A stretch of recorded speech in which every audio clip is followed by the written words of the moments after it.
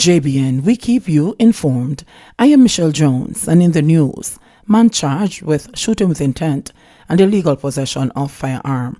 One man has been arrested and charged with 2 offences following an incident along 5th Street, Kingston 12, on Tuesday, September 15.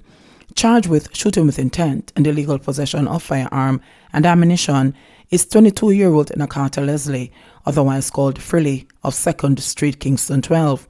Reports from the Kingston West Police are that about 3:10 p.m., the complainants were standing along the roadway when the accused and 3 other men armed with guns fired several shots at them. The complainants were not injured. A report was made to the police and Leslie was apprehended and charged on Wednesday, September 23. His court date is to be finalized. Fully Bad charged for murder. Teddy Allen, otherwise called Fully Bad, a 24-year-old laborer of King Street, Kingston, was charged for murder and other offences following an incident in the parish on Wednesday, August 26.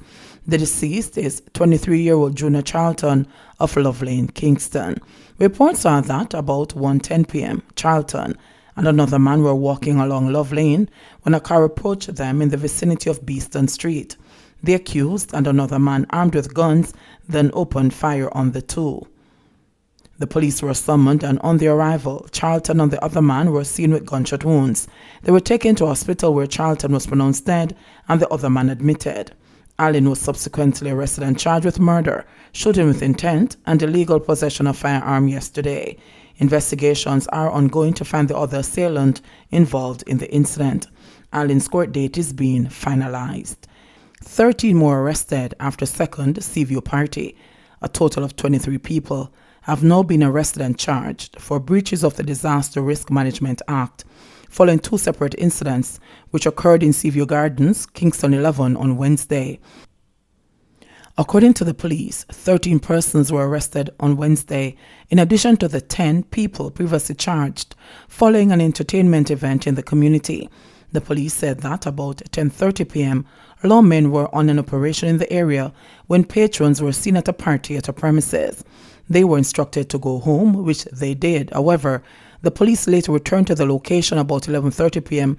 and observed that the patrons had returned. 13 persons were subsequently arrested and charged and are scheduled to appear before the St. Andrew Parish Court on Wednesday, October 21.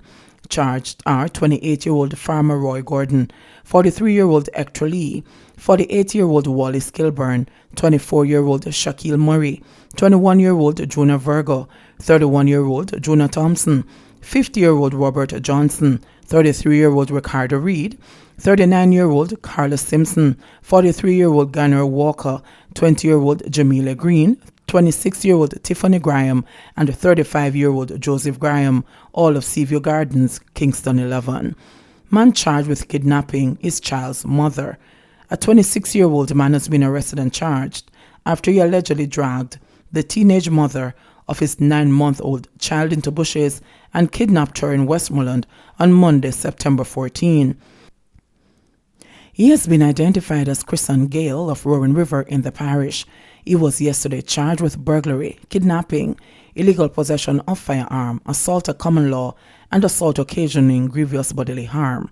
The police said the teen was at home when the accused entered her home armed with a gun. Gale then ordered the teen to go into bushes with him, where she was hit several times with the weapon. The incident occurred around 10 p.m. She, however, managed to escape the next day and was taken to the hospital. A report was made to the police and an investigation launched. Gale subsequently turned himself into the Whitton Police in Westmoreland on Saturday, September 19. His court date is being finalized. Former baller killed in road crash. Former Rossies High School football star Warren McDonald died at hospital from injuries he sustained in a motor vehicle accident which occurred along a section of the Point Main Road on Wednesday afternoon. Reports by the police are that about 3:15 p.m., McDonald and a female companion were traveling as passengers in a Nissan AD wagon motor car when the driver lost control of the vehicle, which hit an embankment and overturned. The 3 occupants were assisted by a passing motorist who rushed them to the Noel Holmes Hospital where they were admitted. MacDonald reportedly suffered head injuries and several broken ribs and succumbed to his injuries after ongoing surgery yesterday. MacDonald is the third person to die in a motor vehicle accident along the same roadway in more than a week. On September 15, 36-year-old Dylan Jackson, a laborer, was driving his motorcycle from Lucy to his home in Hopewell when he was hit from it by a motor car. The police reported that Jackson was driving without lights. He sustained injuries and was rushed to the Noel Holmes Hospital, where he succumbed to his injuries 2 days later. On September 16, another Hanoverian, 36-year-old Percival Godfrey of Mosquito Cove, died from injuries he sustained when the BMW was driving collided with a Toyota motor truck about 7 a.m.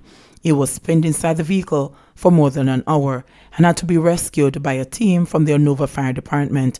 He died at hospital. 3 more COVID patients die as Jamaica records 135 new cases. The Ministry of Health and Wellness is reporting that 3 more patients have died from COVID-19, while the country has recorded 135 new cases of the virus. According to the ministry, the new deaths include an 84-year-old female for St. Catherine Address, a 46-year-old female for St. Elizabeth Address, and a 68-year-old male for Clarendon Address. The ministry said 2 more deaths are now under investigation. This brings the country's death toll since the outbreak of the virus to 80. The ministry is reporting that the new cases consist of 66 males and 69 females with ages ranging from 1 month to 92 years. The country's total confirmed cases now stand at 5,723. Of the new cases, 78 are from Kingston and St. Andrew, 14 are from St. Catherine, 11 each are from St. Elizabeth and Clarendon, 8 from Portland, 4 from St. Anne, 3 from St. Mary, 2 each from Manchester and St. James, and 1 each from Trelawney and Westmoreland. All of the new cases are under investigation. The ministry also reported that 6 more patients have recovered from the virus, pushing total recoveries to 1,496. Provision of indigent houses still a priority, says Mackenzie. The provision of houses for the indigent remains a priority for the local government and rural development ministry, says Minister Desmond Mackenzie. Mackenzie said that work is far advanced on a number of projects for the indigent. We're expecting the soup kitchen at Church Street in Kingston to be up and running by the end of this month. They have just concluded the procurement for the equipment, and we are looking forward to that. There are 2 indigent houses and a drop-in facility that is to be opened later this month in St. Thomas, he said, while speaking at a ceremony to welcome the new Minister of State, Omer Davis, at the ministry on Tuesday. The Secretary of the Board of Supervision within the ministry announced the addition of a soup kitchen on Church Street in July to sustain the feeding program the government started earlier this year for the vulnerable population.